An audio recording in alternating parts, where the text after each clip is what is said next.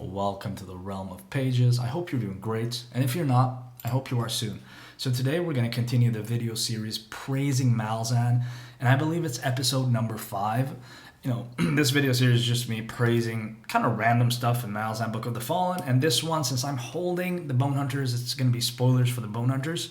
So if you haven't read it, please click this video off, but there's plenty of uploads that you can check out and enjoy on my channel. So go back to that. If you've read the Bone Hunters, we're set to go.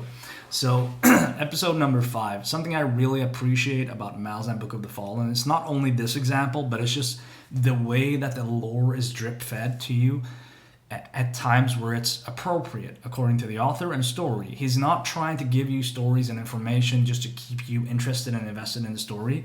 You get to know stuff when you get to know stuff. You're on a need to know basis. And it's like, it's like being in the real world and getting to know real people.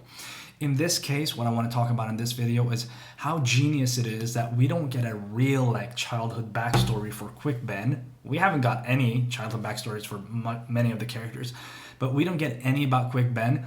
And then in book 6, you are literally 6,000 pages in on the series, all of a sudden you get his upbringing in a couple of pages. What the hell? And it's really interesting and it's relevant because it's connected to his sister and his upbringing as a little trickster kind of guy.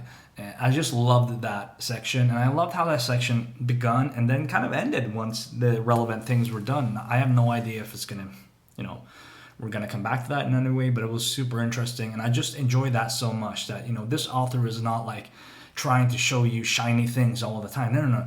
Things will emerge when they emerge, and that makes the world feel alive. It makes the world feel living. It literally makes the world, for me, feel like it actually exists somewhere out there. And that's the feeling I get with Berserk and Lord of the Rings, and that's the feeling I get with Malazan Book of the Fallen too, that this is actually so good that it feels real to me.